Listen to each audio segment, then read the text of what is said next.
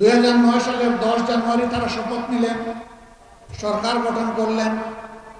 পরের মাসেই ফেব্রুয়ারি মাসের 25 এবং 26 তারিখ ঢাকার পিলখানায় বিডিআর সদর দপ্তরে নারকীয় হত্যাকাণ্ডের মাধ্যমে বাংলাদেশ সেনাবাহিনীর, দেশপ্রেমিক সেনাবাহিনীর 57 জন দেশপ্রেমিক, চৌকস, মেধাবী, সাহসী সেনা অফিসারকে হত্যা করার মাধ্যমে তাদের ক্ষমতায় এসে হত্যার যাত্রা শুরু করলেন। একের পর এক জাতির উপরে দুর্বহ বোঝা তারা চাপাতে থাকলেন। ক্ষুধার্ত আওয়ামী লীগ জাতির সম্পদ চুরি করা শুরু করলো। প্রতিহিংসামূলক রায়ের মাধ্যমে আদালতকে ব্যবহার করে জামাতে ইসলামের নেতৃবৃন্দকে ফাঁসি দেওয়া হলো।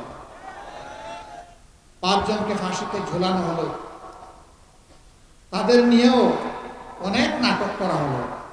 একবারের জন্য তারা নথি স্বীকার করেন কিনা, সরকারের কাছে ক্ষমা চান কিনা, প্রাণ ভিক্ষা চান কিনা। আলহামদুলিল্লাহ, যারা আল্লাহর জন্য, মানবতার জন্য লড়াই করে তারা আল্লাহ ছাড়া কাউকে পরোয়া করে।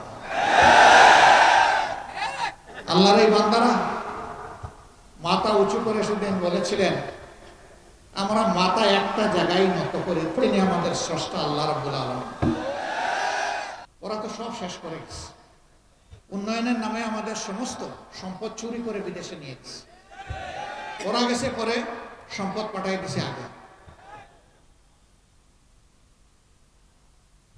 ওরা 2,26,000 কোটি টাকা বাংলাদেশ থেকে চুরি করে নিয়েছে। খুন কখনো মাফ হয় না। আমরা বাংলাদেশের প্রত্যেকটা খুনের বিচার চাই।